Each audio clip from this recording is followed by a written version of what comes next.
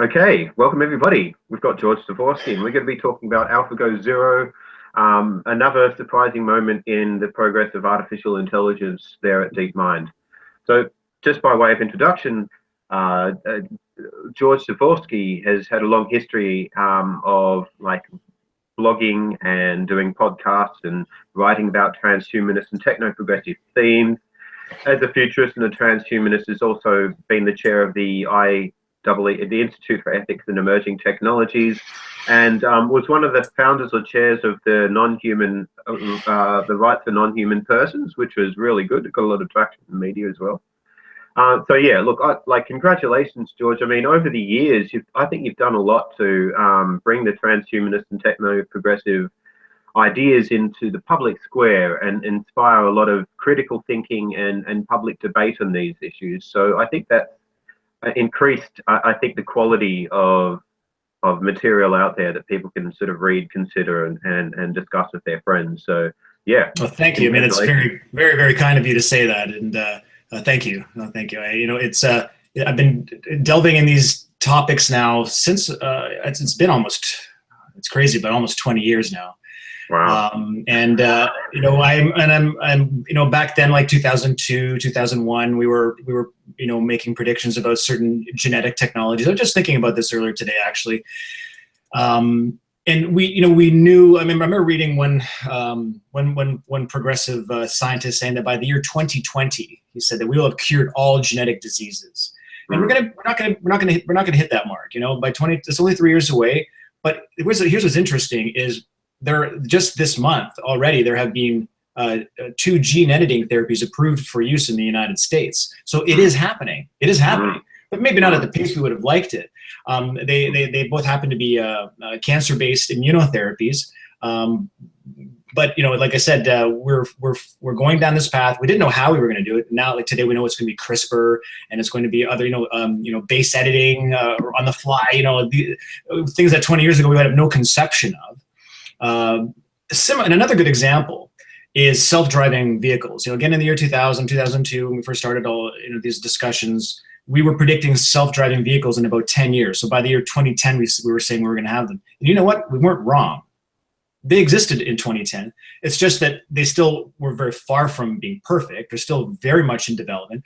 And one thing I think futurists and forward-looking thinkers perhaps forget is that sometimes the path to that proliferation of technologies, that accessibility, where things are regulated and they're safe and there's public buy-in and there's enthusiasm about it. And let's say even the logistical things like insurance policies are in place to deal with what it means and all that. Boy, that takes so much time. So sometimes, the technology, it lags behind, let's say, the social aspects in terms of bringing them into fruition. But I think it's funny, though, that we were right. Yeah, I do remember around 2010, 2012, we had self-driving vehicles. They were, already on the road doing their thing. And so the prediction, if you want to be literal about it, was correct. It was just that the larger societal implications that still, still weighs out. Yeah, that's right. I mean, we often think that, once it's in a lab, suddenly it's going to break out and be implemented in society all of a sudden.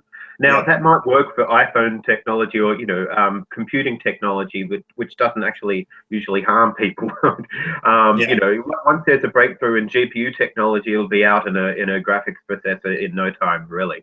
But when it comes to augmentation, human augmentation, or medicine technologies, or things where there's large sort of metallic objects driving through roads and all that sort of thing. So I think that sort of stuff does take a lot of time. There's a lot of regulation, a lot of safety checks that seem to be going through. But one thing I am really interested in is the process in which these technologies get proven to be safe seems to be getting better. Not at a rate that I'd like, but still getting better. Like we got the organs on chips, and we have for medicine, we have what's it called?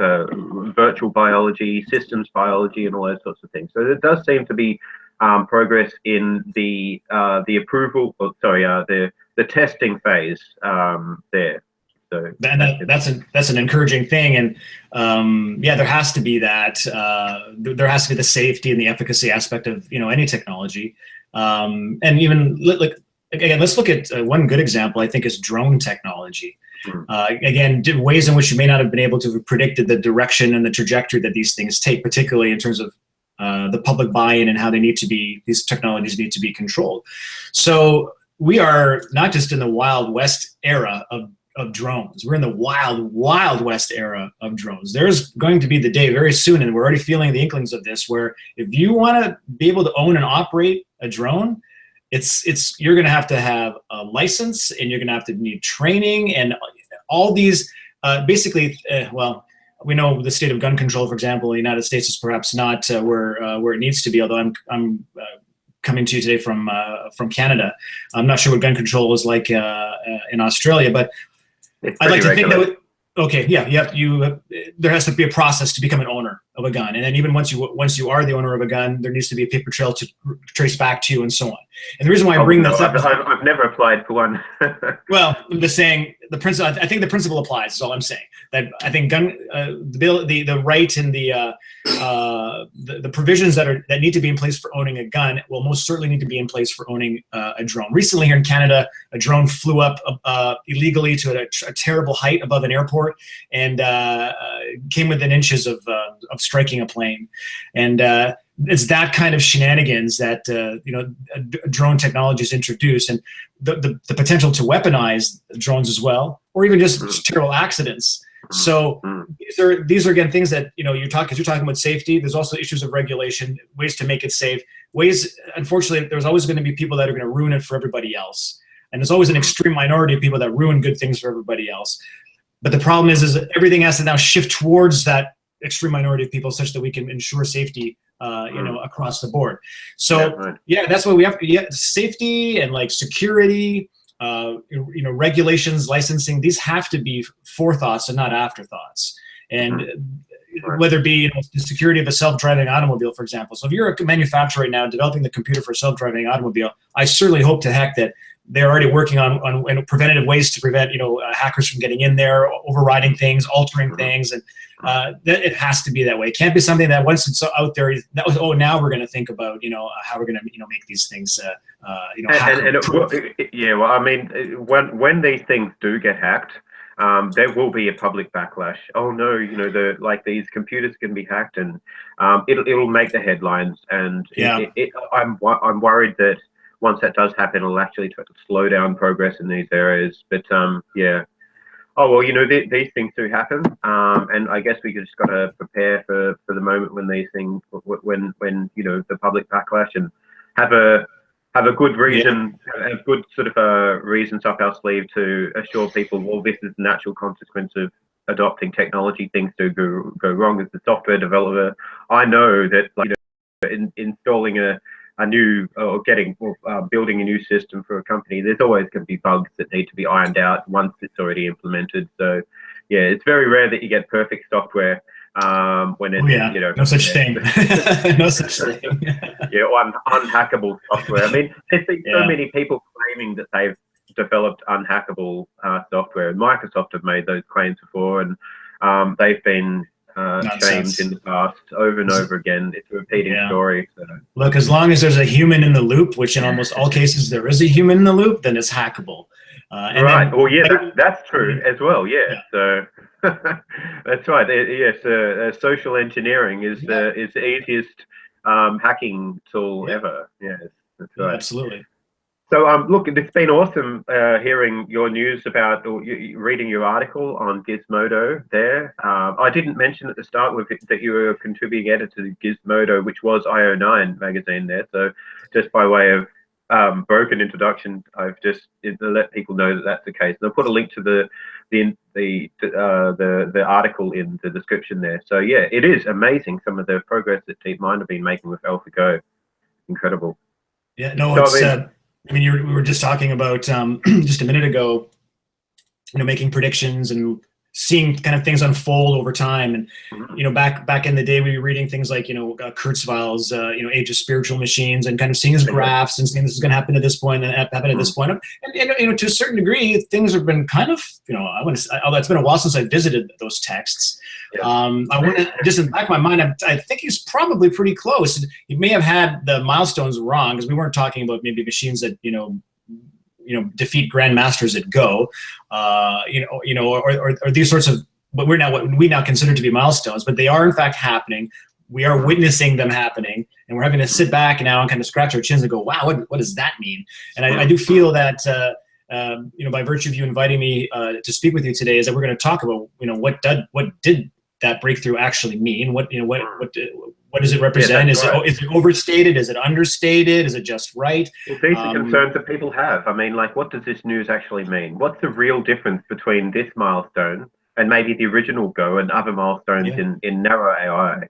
I mean, the thing is, what Kurzweil often brought up were, okay, these technologies will be there, but many people, I guess, took that to mean they'll be everywhere in society. But he made some predictions, and some of these predictions have come true if you interpret them as being just existence proofs of technologies. So technologies that may have not have reached the big buy-in in society, but have small amounts of people using them, or may have been sort of created in labs somewhere around the world. So yeah, we're not all walking around with computer chips under our skin, or jewelry with everything being a computer out, but yes, but it's certainly the capability is there, but the society hasn't realized the usefulness of having computers, little miniature computers in everything, or a lot of the items that we wear or have around us. Yeah, that's just an example. But yeah, so it is interesting, this trajectory of technological development. We predict existence proofs, but what's important is whether they become useful to society at large. Yeah, with AlphaGo, and again, maybe just if we can go over perhaps some of the implications of this particular breakthrough. I think it's important to maybe step back, and this is what's crazy is we're not going back, let's say 10 years or anything. We're actually going back about a little over a year when we first heard the term AlphaGo. And again, AlphaGo being developed by a company, a UK-based company called DeepMind, who they were bought out by Google. I think they're part of the Alphabet group there. They're kind of their experimental R&D work that they do at Google. So yeah, I mean, this is starting to become a bit of a repeating record now, where like a skipping record, where we come up with some kind of a human ability that we don't think computers are ever going to be able to emulate, or an AI is not going to ever be able to match that in terms of capability, and then bang, there it happens. A machine can actually do it, and then start to do it better than we can. And 1997, I think, was definitely a hallmark year for that, when the computer beat Garry Kasparov at chess. That's a pretty big one. But you can even go even further. I mean, you can even go further before that even, and we can get a little bit silly, for example, and talk about how calculators exhibit superhuman levels of intelligence. Okay, you can't. I'm sorry, but unless you're some kind of crazy savant, you can't do math as well as a calculator can. So we already have super intelligent tools at our disposal. And of course, almost anything that a computer can do in terms of its processing and its sorting and its searching and all that. Again, those are at superhuman levels of work. So we shouldn't get, I think, too crazily excited when we continue to talk about advances when it comes to, let's say, the superintelligent realm. But every once in a while, something perturbs us a little bit. And when Kasparov was defeated, that bothered us, because it was like, oh man, like we never thought a computer was going to beat us at chess, because it was such a classic game, such a romantic game. It's rooted in history. And I think this is perhaps a similar reason why there's so much concern and upset now, and maybe even celebration, that depending on what camp you fall in all this, with Go, AlphaGo defeating the Grandmaster, at Grandmasters now, because it's actually defeated several Grandmasters, Lee Sedol being the first. But again, same deal. They said, oh, Go is much more complex than chess is, much more possibilities and positions. And they've been playing it for thousands of years, which is crazy when you think about it. That they've got thousands of years of accumulated knowledge and expertise and training regimens and tactics, and I'm sure schools of thought and so on. And within a few months of them first announcing that Lee Sedol was going to be playing AlphaGo, Lee Sedol, you can look it up on the internet. He made some very brash comments like, "Oh, there's no way this thing is going to beat me," and so on. And I think he actually had access to earlier versions of AlphaGo and was deeply unimpressed. What he didn't realize was the kind of iterative improvements that you get when you have a system like this that's based on machine learning. Where in the case of AlphaGo, and this is very apropos of what we're going to talk about in just a second, the original AlphaGo, again, we're just talking about a year ago here, it was trained by being fed thousands, I think even potentially millions and millions of previously played games. Both games that were played by amateurs and games played at the professional level. So imagine that. Imagine what a head start you gave this machine. Like, here's all these meaningful games that we've ever played beforehand. Learn it, study it, and it just did its thing. And based on those patterns, based on those precedents, it kind of came up with ways of defeating Lee Sedol, which it did. And again, so then oh my goodness, now we've actually got AI is capable of this. And there's been other breakthroughs, or like as I noted in my article, these kind of so-called holy shit moments in AI research. Other ones for me, and again, we're a bit obsessed with games and gaming, I think, right now, because they're kind of these nice tight little examples of maybe real world situations, but not really the same case, because the real world is a bit more looser and not as constrained by rules. And we'll get to that, a little later.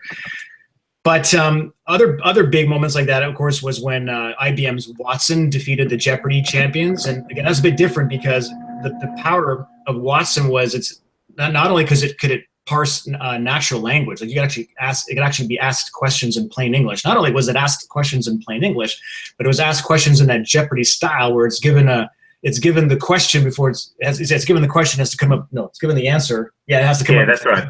Phrase the answer. It was capable of doing that, but also it would do its searches and come up with these probability assessments, and it would give its best answer, and it won. It defeated the best Jeopardy players.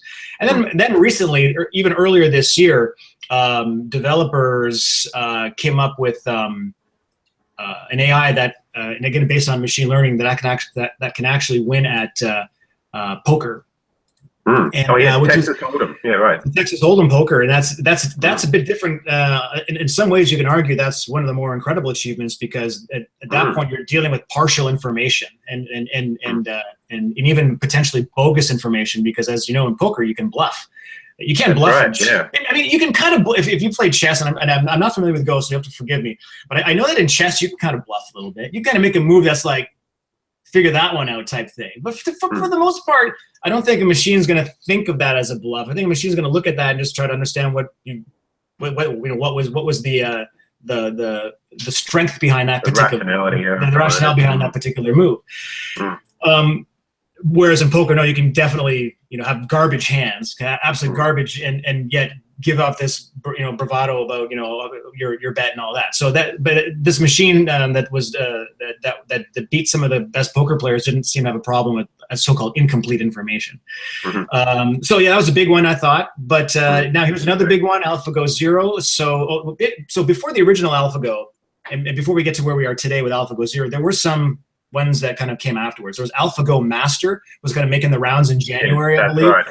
And it was defeating both professional players and amateurs alike. And I think it amassed like 60 wins, or 60 consecutive wins against professionals. So it's doing its number, and it was definitely already a huge improvement off the original AlphaGo. So now here we are this week with DeepMind and making the big announcement that they've developed AlphaGo Zero.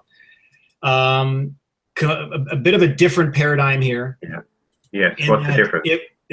Several items. The one that I think is perhaps most significant, and that's really creating a buzz in the AI community, is it had no prior training at all. Yes. Nothing. So it started carte blanche. Absolutely. I mean, what it had was it knew the rules of the game. Okay, it knew the rules of the game. Its only input was the positioning of the black and the white pieces on the board. So that was its input, if you will. But it also was fed though with a reinforcement learning system. So reinforcement learning system, if I can make like an analogy to just regular life, it's basically a system of punishment and reward. Let's say if you're training a dog, for example, that maybe doesn't understand your commands, you can certainly persuade it to go in certain directions through the system of punishment and reward. So similarly here with a machine that plays Go and it knows the rules, you're going to try to do things where you're going to persuade it to go in a direction that's going to lead towards victories.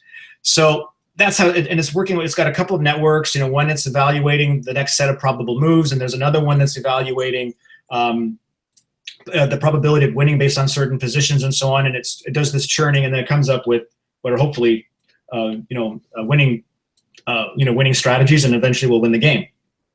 So again, no prior knowledge. And the other crazy thing about it is then they just basically had it play millions of games against itself. So it was its own teacher.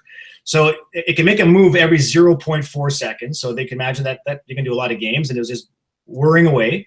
So from going from carte blanche and playing itself for 3 days, like without break, three straight days, the developers then had it play the old AlphaGo from a year ago.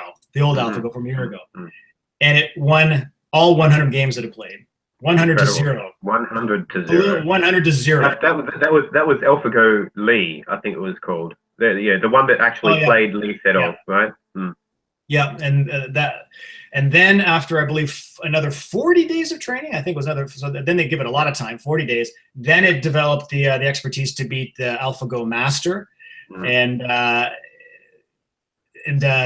mean, so then it really what it did was iterations of AlphaGo. All previous iterations, and it is now obviously the world's best playing entity, if you will, at the game of Go, and by an order of magnitude now. Yes. So let's break this down a little bit. So basically this thing in 3 days, came up with new knowledge that humans couldn't come up with for thousands of years. Yeah, that's right. So how anyone can downplay this achievement, and there's some people on the whether it be a nasty tweet or comments or blog posts or whatever, saying, oh, this is not such a big deal, it's just another stupid machine learning system or a reinforcement learning system, and neural nets. We've had neural nets since forever, which is best. I failed to mention this is based on neural net architecture, which is very much like how a human brain works in terms of its learning and all that, that iterative improvements and so on. And yeah, these things are not wrong, but the fact of the matter is these guys made a system that, like I said, in 3 days. It discovered like a lot of the wisdom that humans took thousands of years of playing Go in order to discover, and a whole lot more. Right? It discovered new ways to play Go in ways that humans never really thought about, completely beyond the pale of our history of playing Go. Adam, let me ask you this: how does that personally make you feel? Does that make you depressed? Like, what does it make you now think of the human species? It makes me excited. I mean, what is interesting here is that AlphaGo Zero it's in a sort of way, it's being creative. It's learning new ways to solve the problem of Go, and this can be very useful. I can think of a lot of really useful implementations of this, and we have the chairman of DeepMind, Demis Hassabis, and others saying, well, we're going to try and apply this architecture to science. And that's what I'm really interested in, scientific breakthroughs. Now, for sure, on the other side, you asked me if it makes me depressed. Well, it makes me a little bit anxious that this technology could be used for nefarious purposes by humans, or that it could be programmed wrong in a sense and become very powerful, but instantiate our will or our intentions in ways that we don't like. No, yeah, absolutely. I agree with everything that you said there. It has kind of made me a little bit depressed. I'm not going to lie, because it really downplays human intelligence, I think. Now, again, maybe it's just a proximity effect, that this is just recent news, and in a couple of days I'll feel a bit better about myself and feel better about being a human being. But because I think we are pretty remarkable creatures. But the fact of the matter is we're starting to make machines that, at least in some narrow domains, again, maybe to make myself feel better, I'll go back to that some of the examples I came up with you earlier, like the calculator. Like why does not the existence of a calculator make me any less or more depressed than I am now with a machine that's amazingly good at Go? the fact is this thing, even though with all due respect to DeepMind and what they're planning to do with this now, and like I said, they're going to throw it at science. They actually mentioned some specific things. They want to do some protein folding with it, which will help with drug discovery and maybe help to develop some biotechnologies. They talked about maybe even having it to develop new materials, things that we probably couldn't develop on our own, and so on. So yeah, I mean, I think anywhere where there's kind of a closed system where there's a set of rules and a kind of an architecture that's somewhat predictable, AlphaGo Zero, whatever future iteration they're going to have, like whatever problem that they throw it at, will probably do a pretty good job. Clear, I mean, because we certainly the Go was a good case in point. So let's see how it does, in other realms. Now, let's go back a little bit though and talk about IBM's Watson though.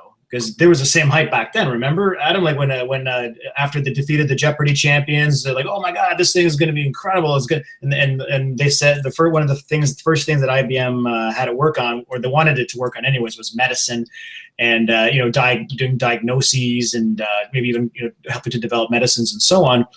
And that has not lived up to the hype. In fact, these days as people are look at Watson with a bit of a jaundiced eye and saying that it never lived up to his expectations. So only time will tell.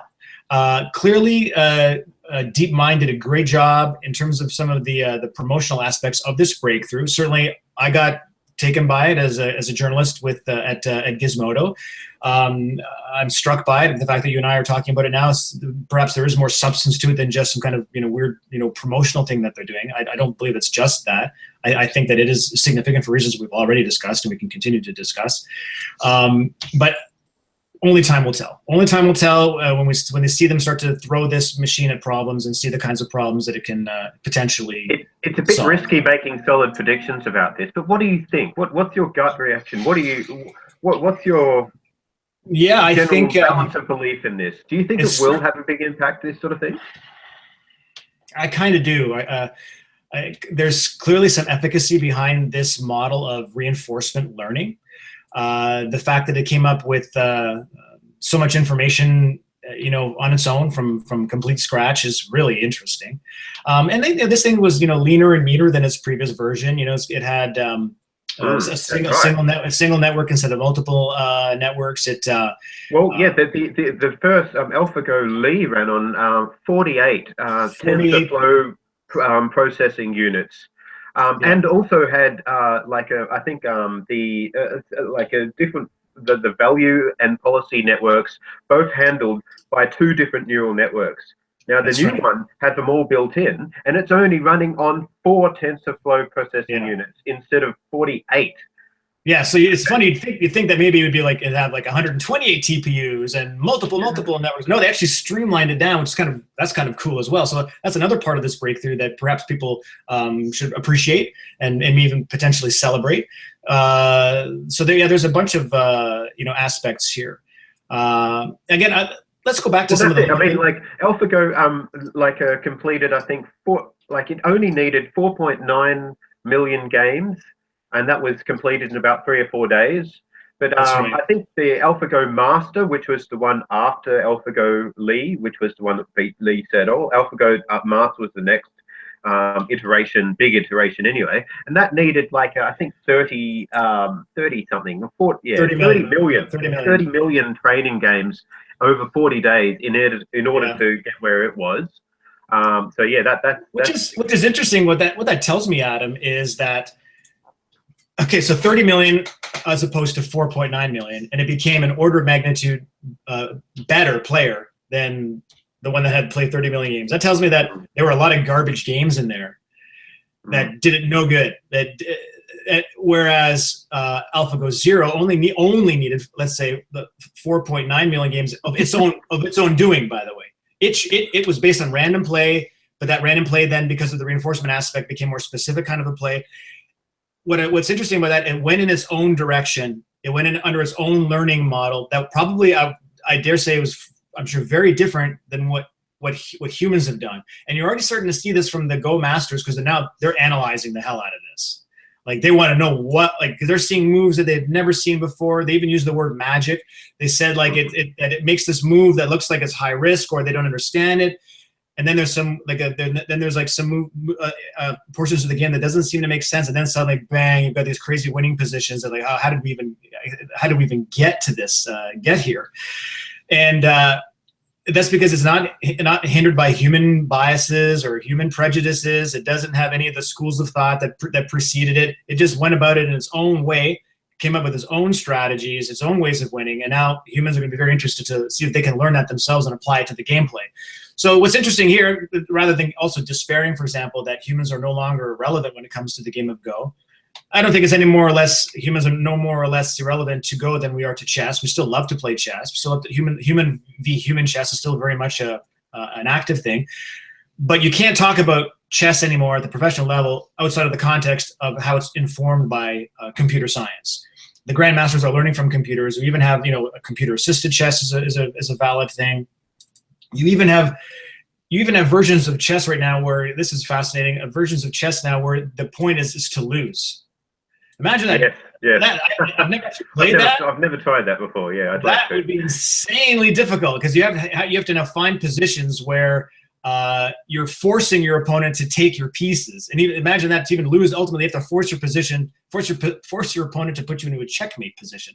I can't even imagine how hard that would be. But that's where technology can sometimes tease these new avenues of exploration out of us. Okay, well, chess maybe was not interesting in terms of the conventional aspect. I don't believe that, but now you can kind of twist it and bring it in a new direction. So I think it's opened up new avenues of contemplation, and I think they're throwing computers at this problem. For example, let's say how are computers going to find the quickest way of losing a game of chess rather than finding the quickest way or the most expedient way of winning a game of chess? So similarly, I think we might have some surprising things will happen in the game of Go in terms of how humans are going to learn from what the computers are doing and take it to the next level. But this is interesting. 30 million games versus 4.9 million games. Another, the sheer efficiency of it, the sheer efficiency to come up with this crazily efficient way at dominating the game of Go is quite astounding. But again, we're talking about a system where it has how does this apply to the rest of the world? Which we have to talk about that, because there's more to artificial intelligence clearly than this board game with black and white dots on it. So, as I mentioned before, DeepMind have in view what they want to do is apply this to the sciences. And Demis Hassabis has mentioned both protein folding and designing new materials. That could be very interesting. Now, I can only imagine that like humans have gone about solving these problems in very human ways. I mean, science and the scientific method and engineering principles and best practices are good ways to help sort of expand the horizon and watch on the type of problems that humans can solve. But maybe this type of algorithm will help solve these problems in ways that we would have never been able to do. Yeah, pretty much. Yeah. I'm almost guaranteed that that's going to happen for sure. AI. They are already using AI to come up with drugs, come up with like molecular compounds that we would never be able to on our own, and that's very exciting. Like, how cool is that? That machines are inventing drugs. So I'm almost convinced that's going to happen. One area that concerns me a little bit is what if they use a system like AlphaGo Zero to start to develop new AI, though. So to develop, again, give it a goal in terms of developing an AI with a certain degree of sophistication or power or reach or whatever the programmers have decided it to do. We get a positive reinforcement. We get a positive feedback loop. Yeah. Yeah, there's already a step closer to singularity, as you mentioned in your article. Is this a significant step? I mean, why would it be? And you've just touched it on there. If AI, the academic discipline and the engineering discipline of developing AI, is amenable to learning, machine learning itself, then why couldn't, in principle, an AI, maybe AlphaGo or something different down the track, a combination of different styles of AI, then be able to self-improve? Yep. Or to create better and better versions of itself. Yeah, and this achievement, there is a school of thought within amongst certain AI theorists that this is an example or a potential data point that suggests that the fast takeoff event is in fact the valid interpretation of the advent of artificial superintelligence, like a highly generalized, highly capable artificial superintelligence. That's going to be one system that real fast, real quickly will leave all the other AIs in its wake, and it'll become that dominant, earth-shattering AI. And others look at it and say, no, not necessarily, because it's still such a constrained system, because it used such a basic architecture for learning that you can't generalize it beyond, perhaps certain realms, and that it'll take, for example, a whole, ecology, a whole environment of AIs to reach that. And others maybe even arguing that, no, it's still going to be this slow incremental thing, and that one's not going to be racing ahead of the other. But I will say, Adam, this one freaks me out a little bit. It certainly, it seems to be doing things that other AIs haven't been able to do. I mean, it's a clear leader in doing the things that it's sort of solving the sort of problems that it's going to solve, or it has solved already. Sorry, yeah. But it needs to be stressed that I'm not saying, and we shouldn't suggest, and your listeners shouldn't believe that we're saying that AlphaGo Zero and the machines that come after it are going to be this system that we're talking about, like the one that leads to Singularity. No. It could very well become obsolete next week, for all I know, and for all I care. But what's interesting is the precedent here is that what we're seeing, that what it did, that imagine another system with maybe another approach, or that it integrates 3 different architectures toward learning a certain way, becomes a bit more generalized in terms of its capabilities here. And it will have another one of those holy shit moments, like, whoop, oh, it just did something in that realm that we never thought, oh my God, I didn't think we were gonna get there for 10 years, and now we're there overnight. It's something like that. I think what this tells us is that the fast takeoff scenario is perhaps more plausible than we had thought, let's say last week. Right. I think that's. I'm not saying it's AlphaGo Zero is going to be that one, but I'm just saying that kind of maybe a little bit of tremor, that we felt by virtue of this one. But again, in terms of its limitations, look, it's still the only way that this thing can work is if it works within a model. Sorry, part of the power of, or what really makes this thing tick. Look, it needs to be in a constraint. It has a perfect model of the environment, and it literally knows all the rules. So it's good for perfect information games, and only time will tell if that a system like this can be adapted toward more general purpose. So.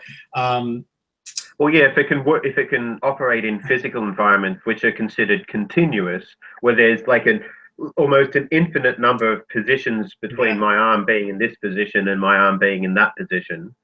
But there are other types of AI that can deal well with that sort of scenario now. It's just whether these two AIs can be merged in such a way that they can meaningfully work together efficiently. Yeah, well said. And this is not obviously the be-all and end-all of artificial intelligence. And to me, I'm really fascinated now by how there's going to be these, multi-architectural, systems as we move forward, and then what it's going to be capable of doing. But yeah, the idea of having AI develop better AI is really an interesting one, because it gives you pause for thought if you wonder.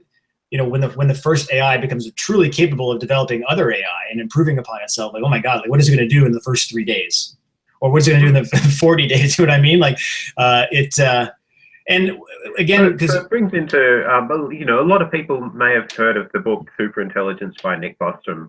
I think that it's a really good book myself. Other people absolutely hate it. There's some people who I've discussed this with, and they just don't think that it's at all productive to have that book out there. They think it's a shameful act by Nick Bostrom himself to have published this, and they think that, I think their main concern is it will cause undue regulatory actions against AI, which will slow the field down and conceivably, stop progress in other areas, like progress towards drug discovery, medicine discovery, in a sense, and cause more problems than it will solve. But I see that their AI itself could actually pose a risk, not only short-term where humans use AIs mistakenly or in silly ways, or intentionally use them in a sort of a weaponized, nefarious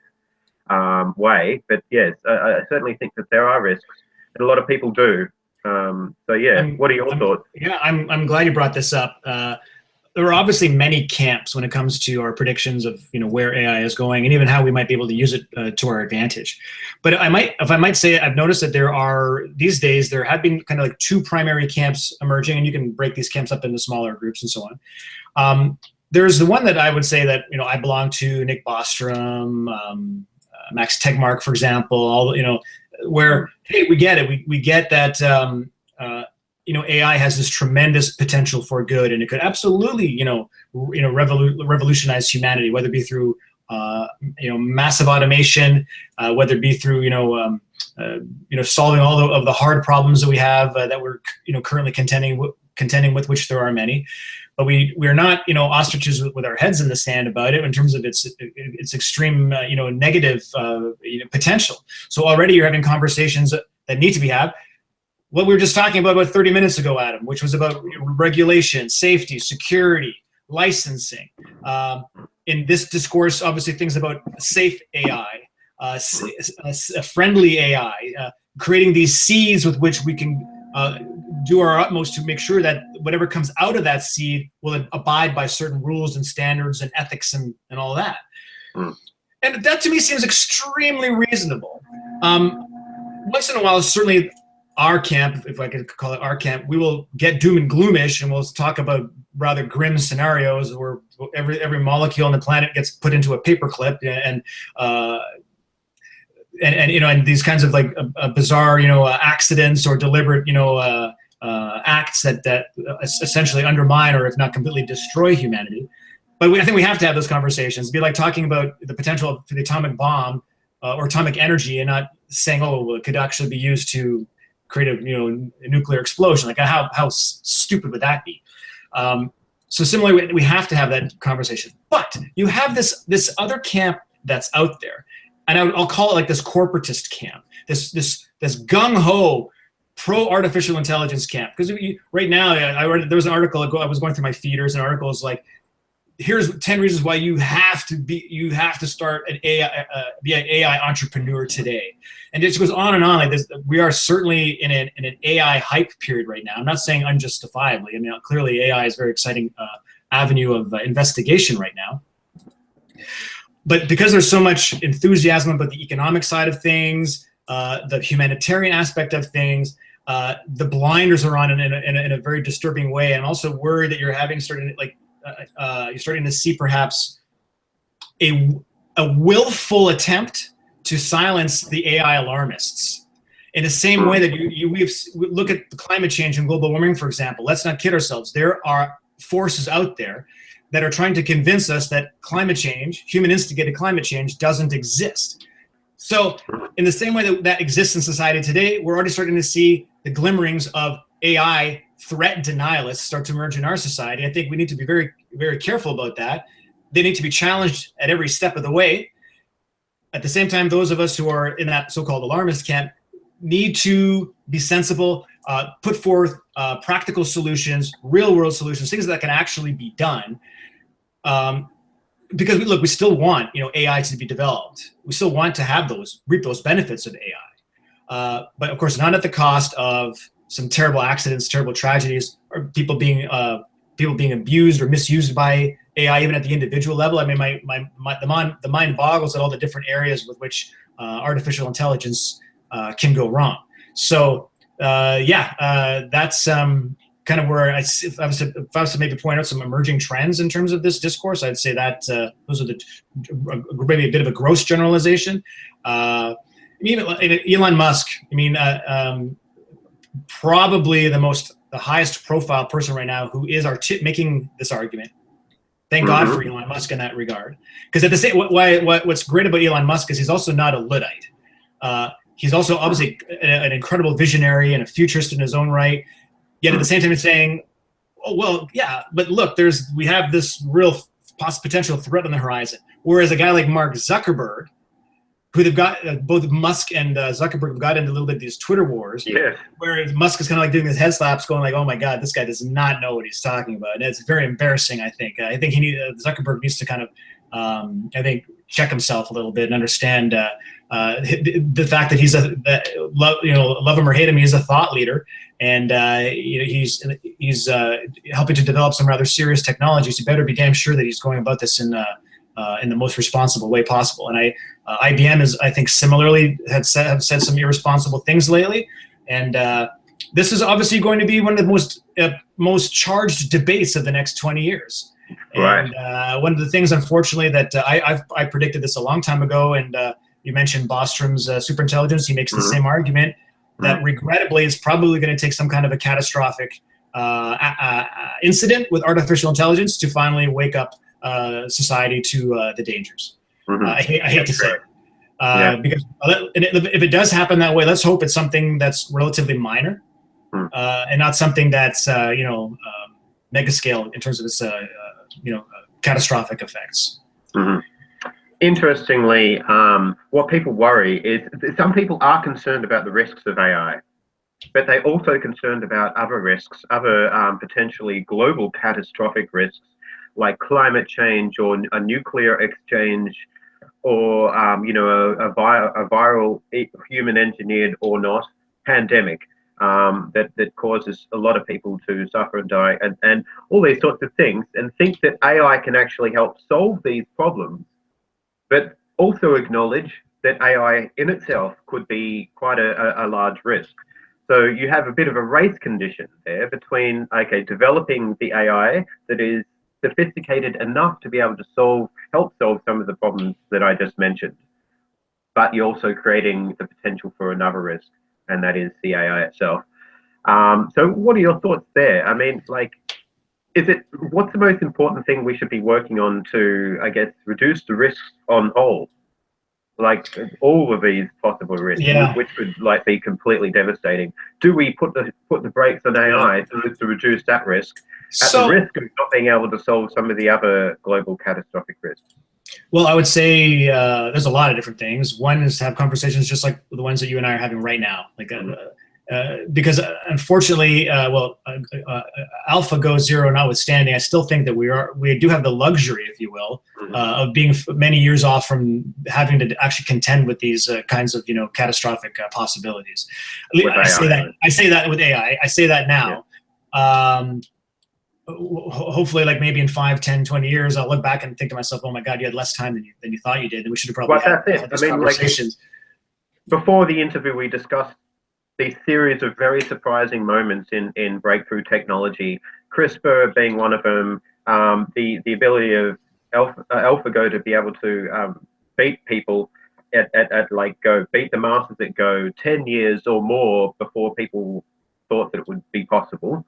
Are there going to be any more surprising discoveries in AI, surprising moments? I think that there will be. Of course, yeah. Maybe, like you suggested earlier, with greater frequency.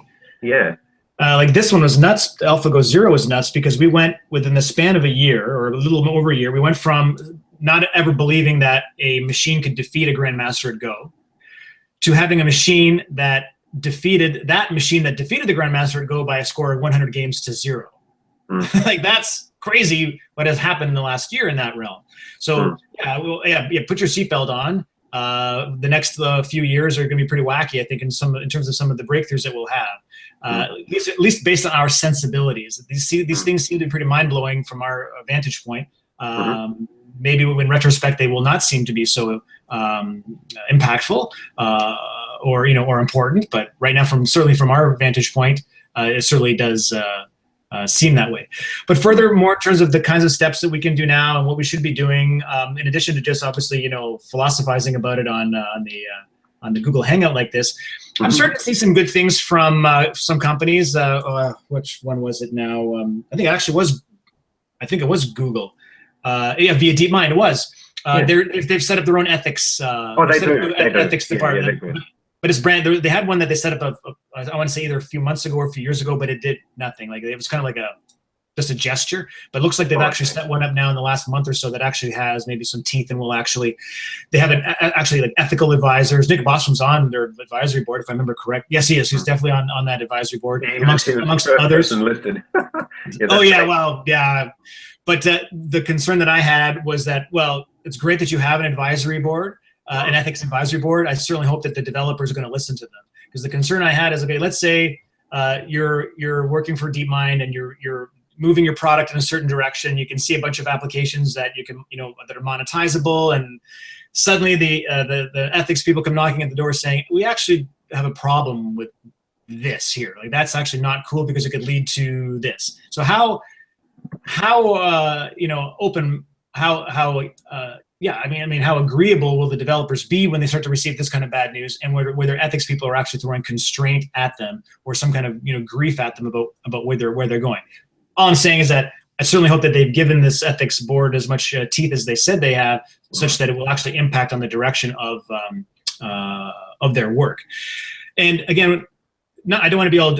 It's not just all about catastrophic aspects of things. It's things like machines or AI systems that have certain biases built into them. It's things that they can be racist, they can be prejudicial, they can be exclusionary. They can be Machiavellian. So it's these it's even these like day-to-day aspects, and that's really something that's worth talking about as well. And where it picks up on human biases, and it makes it their own, because these are learning systems, so it's learning from us in certain regards. So it's just basically applying what it learns into the real world. So we have to be wary of those aspects as well. And as I hinted at earlier, anyone who's involved in AI right now, whether you're working on, let's say, Siri and Alexa or a self-driving vehicle, you have to be thinking about security right from the get-go, right from the start, security and safety. And that's right. The security mindset is often very different from the developer mindset. The developer mindset, or the mindset of creating something to impress people, like you want to have a startup and you want something to do something new.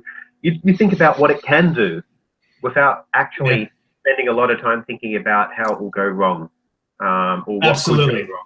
That's the security mindset. That's what Bruce Schneier continuously has to remind people. Not what it can do, what it will do, but how will it potentially break down in various ways. So I'm shocked. For example, I'm an owner of the Amazon Echo, the Dot, and that's a lot of fun, right? And I've started to get a little bit dependent on it, such that when I'm like at a hotel or I'm outside, sometimes I say, I make a call out to Alexa and hope that she answers me. Realize, it doesn't work that way, but. It does blow my mind, though, that I think that in a few years we will look back and laugh that we all had the same wake-up word. We all had the same wake-up word for our artificial home assistants. These things should be like passwords, where the only thing that's going to wake up your device is not just a password, but let's say the timbre of your voice, where it's actually going to have voice recognition. So only you or your family members have the power to wake it up. Because right now, anyone can just walk into your house and wake it up with the wake up word, whether it be Google Home, whether it be Siri or Alexa, for example. And because the potential, take Amazon, which they're trying to integrate it with their services, so that you can eventually you can my machine is going crazy because I'm saying her name too much. I didn't turn it off. And but let's say you wanted to like let's say you've got your credit card all hooked up and you're ordering your books through Amazon and maybe even some products. And I think South Park had a bit of a parody on this, or a bit of a cynical take on this, where somebody could play a prank where every device across North America or across the world that's listening through like an internet channel or through the television station or through the radio, it gives the command, the wake up word, and then gives a command. So I was joking with my wife that one of these days, like somebody over the television will say, "Hey, Alexa, I want you to order 40 cases of Coca-Cola and ship it to my address." And that if every single house that had the television on at that particular moment, and again, I think South Park did something like this, you've got a serious headache on your mind. It could either be, again, this is, I think it's very illustrative of how AI can go wrong if you didn't think it through. It could have been a perfectly harmless accident. Somebody on the television show just might have just said that as part of the script, or it could be a malicious act. It's so difficult to predict these things, but like you just suggested a second ago, that's what we need to start thinking about these things right at the drawing board, right? Right. Or if you had an AI assistant that was there to help you place stock trades, a malicious way. Yeah, that's a good one. Hey, buy order, or sell order for a particular stock that someone wants a short. Yeah. Oh, yeah, for sure.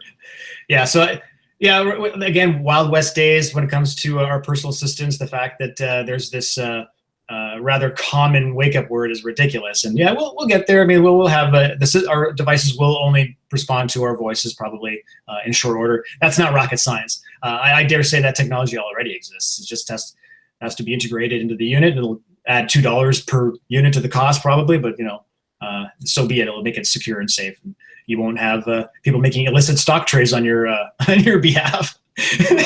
That's a great scenario, by the way. I hadn't thought of that one. That you could have it's a nasty one. Yeah, look, it's certainly anxiety provoking, the sort of things that could really go wrong with AI. That's certainly the case. But I'm sure our listeners want to know what could go right. I mean, we should throw a bone. Sure. There, for all those people want to hear the good stuff. We know what we need. We know we need medicine. We know we need to solve the energy crisis. We know. I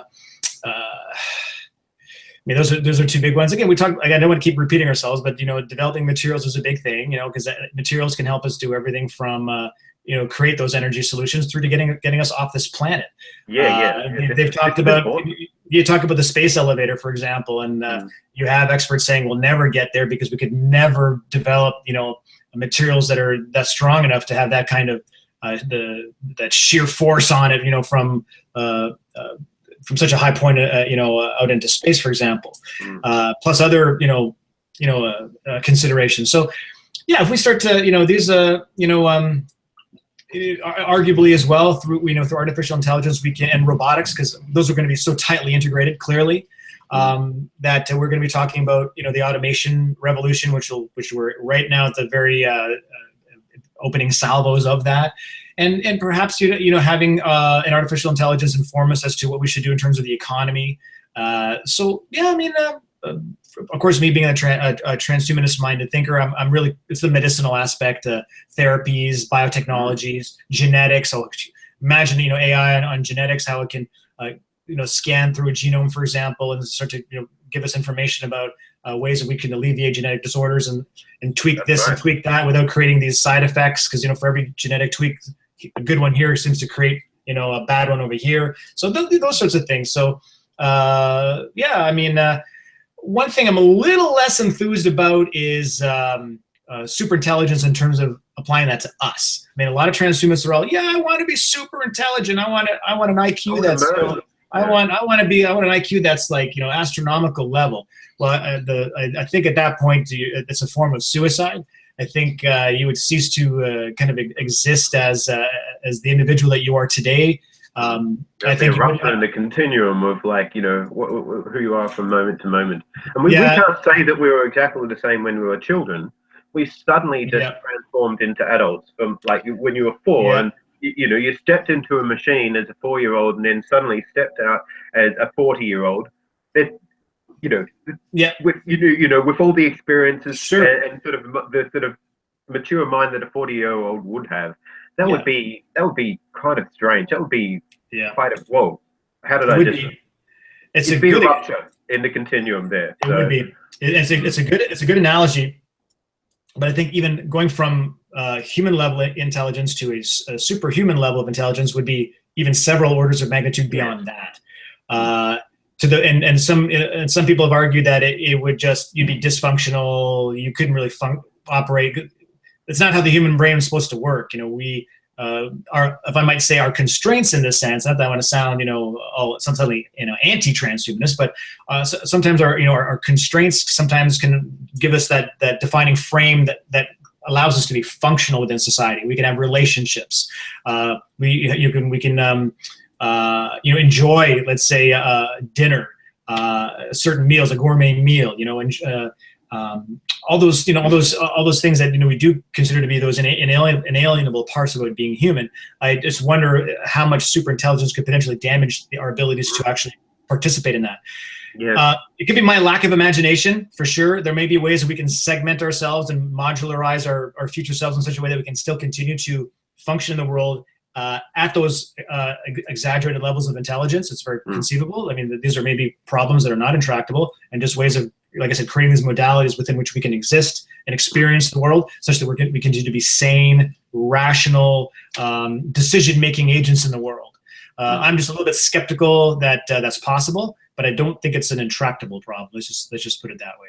I'm more interested in things like, as a transhumanist, I'm more interested in things like not just better vision and better hearing, but of course, greater visual spectrum, greater acoustic spectrum, new sensations entirely, ones that we can think of, let's say, borrow from the animal kingdom, invent new ones entirely that no other, no animal on this planet has ever, developed.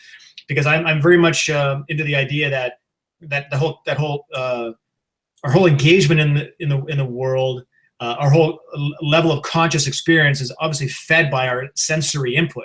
So if we kind of increase the bandwidth of our sensory input, and we have to obviously, we will have to calibrate our brains accordingly. Otherwise, loud will be too loud, and touch will be too sensitive, and so on. So we have to make those adjustments. But ultimately, if we can do more, if I can experience perhaps more, with new ways of experiencing art, both in terms of an audience member. You're a musician, right? You've got you've got synthesizer controls, you've got knobs, and you've got like sliders, and you've got tweaks that you can, and oscillators and things like that. So you could potentially turn up and sort of dial in configurations where you've got like certain types, certain ranges of hearing, which are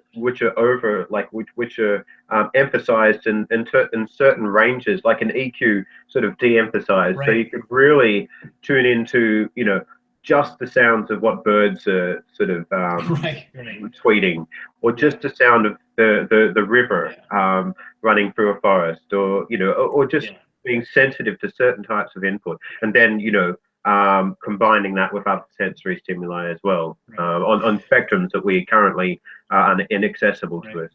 It's sort of like a designer experience where we can actually dial in the types of experience that we want, in a sense, so that we can inhabit states of mind that at the moment are just not accessible to us, because we just don't have one of those control panels that we do with our synthesizers. And ultimately, none of this will be possible without artificial intelligence. To come back full circle, because you're asking me some of the, what are the positive applications. So these are the things that would excite me.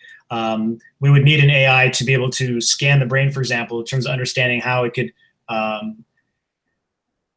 probably at this point, probably wouldn't be a completely biological brain. That would have to be, integrated with probably some artificial components to make a lot of what we're talking about actually plausible. I think genetics is limited in terms of what it can do in this regard. So I think that definitely we'll need tools like artificial intelligence to inform us, to run models to make sure it's safe and all that. So yeah, that's where. I hope we can keep our act together such that we can actually throw AI at these problems. How exciting is that? These days, I tend to be a bit more concerned. A lot of my time and energy is focused on perhaps the safety aspect of it. But maybe I should start to pay more attention and rekindle some of that enthusiasm that I certainly once had when it came to a lot of this stuff, for sure.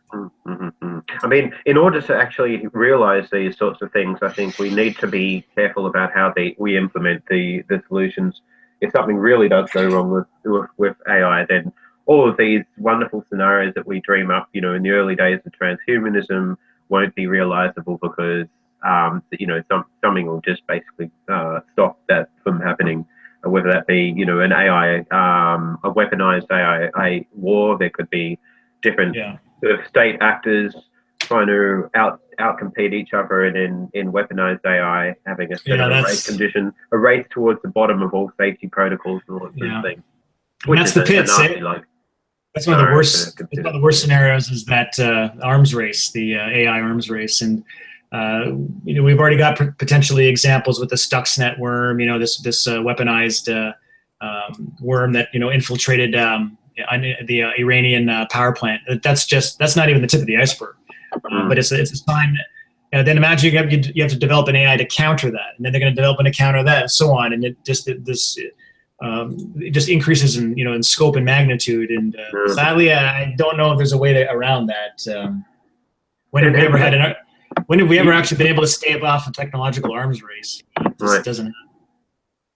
So what we've witnessed also in recently is how big data is being used to sort of weaponize narratives in media to nudge and bias people's opinions in certain ways at very strategic moments. And we've discussed on email about Cambridge Analytica, for instance. This is something that I'm going to be discussing in more detail with James Hughes, also the managing director of IEET, about later next week. But I think that's pretty anxiety provoking as well. I mean, when you consider that people are biased, we do we're susceptible to being nudged by media suggestions in the media and suggestions. So I think that this is a tool that people could try and pursue a lot further, and then you'll have opposing sides of political spectrums or different companies using these tools to greater and greater force, and they'll compete against each other to try and battle it out to be the biggest nudger, the biggest shaker of opinion, and trying to really steer the way that public make decisions, buying decisions, and also voting decisions. What can happen? It's interesting. Listening to there reminded me, take for example where propaganda was in World War I, and most certainly in World War II. And you think, for example, the crazy place that the Nazis took propaganda in the 1930s in particular, and of course during the war. And one of the reasons why propaganda was so effective back then was because you had a citizenry that was not primed for it. They had never seen anything like it before. They were not able to be critical about it. They lapped it up. And then when you look at the post-war climate, you see at almost a global scale a kind of cynicism about that style of propaganda. That if the state actually came out in that literal way that they did back in, let's say, the 30s and the 40s, it'd be like, oh, give me a break. I see through that. That's my dad's level of propaganda. It's not going. This generation is not going to fall for that. Right now, if I might be optimistic minded about it, we're at that stage now where social media and where this kind of fake news approach is, in fact, we're gullible enough yet. We're naive enough still where certain segments of the population, particularly those of a certain sensibility and let's say populist proclivities, are more inclined to believe them than others.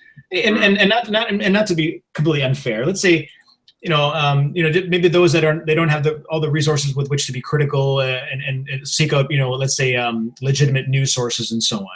Through no fault of their own.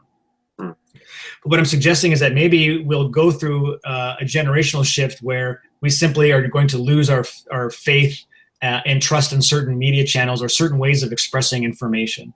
That we're going to see through the fake news, or we're going to see through the way Facebook, for example, will be used to persuade us during elections. That we will develop that savviness. That's where our children will come in, our children's children. But then there'll be the next thing, right? Then there's going to be the next thing that's going to get them that we can't even predict in terms of the kinds of the technologies of persuasion that will be out there, and technologies of manipulation. It's a very a valid point that you bring up. This is something that I think will continue to be an ongoing story in the years to come. Adam, and with my apologies to both yourself and your audience, I'm afraid I am running out of time here. I would be delighted to come back at some point. We can continue this conversation, or something new that you'd like to chat about. Again, thanks very much for giving me the opportunity. It's been an absolute pleasure, George, as it always is. And thanks so much for spending the time with us today. And it's always great to hear your voice as one of the early sort of movers in the transhumanist movement and technical progressive movement that really got things going at an early stage. And you've been there for many years and seen how it's grown and developed. And it's fitting that you've got such a cool role at Gizmodo and been able to sort of write articles consistently And over the last, since when did you start at this company? Or not too long ago. Not too long ago. I mean, it started off with IO9, and Yeah. IO9's still kicking around. They're a subsite of Gizmodo, and Right. they still do a lot of that science fiction, fantasy, and fandom, and all that. And still an awesome site that I check out on a daily basis. And but now I'm with Gizmodo, where we actually consolidated the science team. So all the science writers now are at Gizmodo, and as part of our mandate in the science team, we also do futurism. So I cover things like AI and genetics and all that sort of stuff as well. But if you want to dial it back even further, I started a blog called Sentient Developments back in 2002, which I think is like I was like a first generation blogger back then. That's when the term web blog was still a very brand new term. And I think if you hit Sentient Developments, you can still see some of the oldest pages that go back to 2002, and some of my very primitive ramblings and musings and speculations about very retro. It's almost probably cringeworthy at this point. I don't know if I'd want to visit perhaps some of those old things, but that's the nature of the web, is everything's recorded, whether you like it or not. Even if you take it down, it's going to be on the Internet Archive, right? Yeah, so I've been kicking away at this can for since 2002 as a blogger. And so it's like you said, I have a wonderful channel through Gizmodo with which I can continue to write about this stuff. And next time there's another AlphaGo Zero, whatever the next thing might be, I'll be there to hit that as well. AlphaGo Infinity. Whoa. There you go. Write that one down. Send it to the Deep Mind folks right now. I like it. Cool, man. Well, it's been wonderful having you, George. And yes, I encourage people to hook into Gizmodo and follow George there too. So yeah. Thank you. It's been wonderful. Thank you. Thanks, Heath.